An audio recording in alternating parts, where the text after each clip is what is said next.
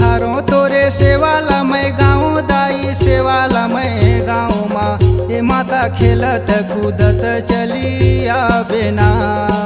मोर मैया झुपत झुपत चली आबेना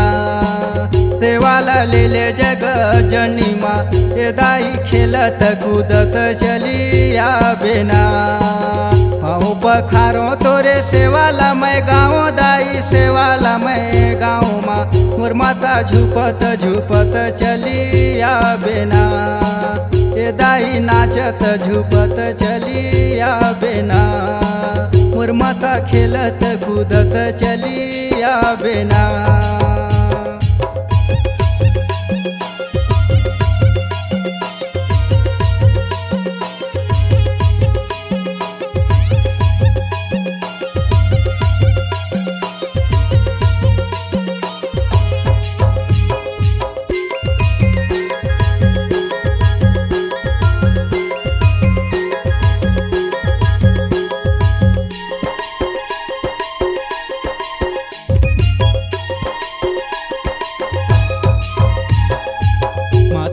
कुली शोभे काना मातोर बाला दाई काना मातोर बाला माँ ए माता लाल रंग चमके तोर चुनरिया हो माँ ए दाई लाली रंग चमके तोर चुनरिया हो माँ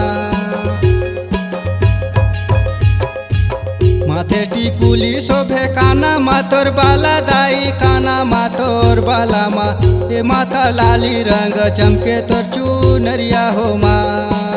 सेवाला ले ले जग जनी माँ ए माता लाली रंग चमके तोर चुनरिया हो माँ ए माता लाली रंग चमके तोर चुनरिया हो माँ।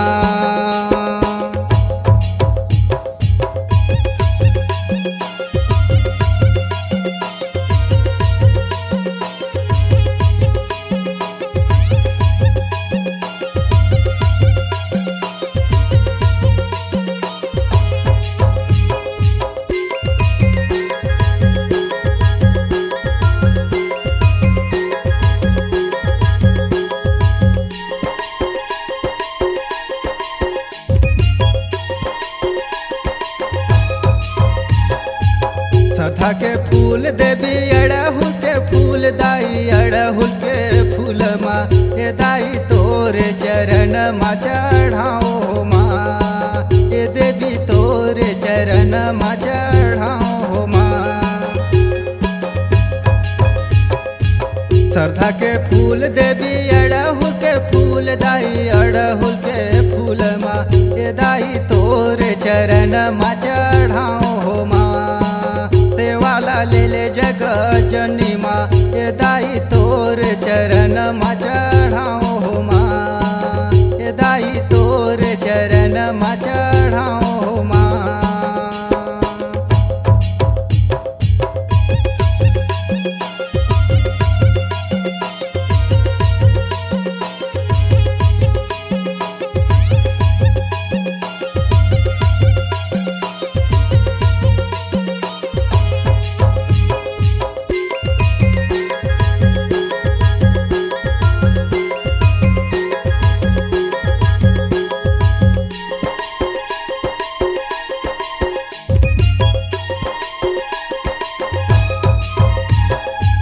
चैत महीना मैया आगे नवरात देवी आगे नवरात माँ ए दाई 9 दिन सेवाला बजाओ हो माँ ए देवी 9 दिन सेवाला तोर गाँव हो माँ। चैत महीना दाई आगे नवरात देवी आगे नवरात माँ ए दाई 9 दिन सेवाला बजावे हो माँ सेवाला ले ले जग जनी माँ ए देवी 9 दिन सेवाला तोर गाँवे हो माँ ए दाई 9 दिन सेवाला बजावे हो माँ।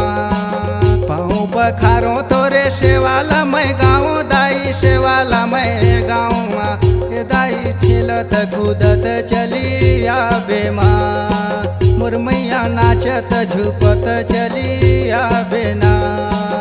पाँव पखारो तोरे सेवाला मैं गाँव दाई सेवाला मैं गाँव माँ ए दाई खेलत कूदत बेना मोर मैया नाचत झुपत चली आबे ना ए दाई झुपत झुपत चली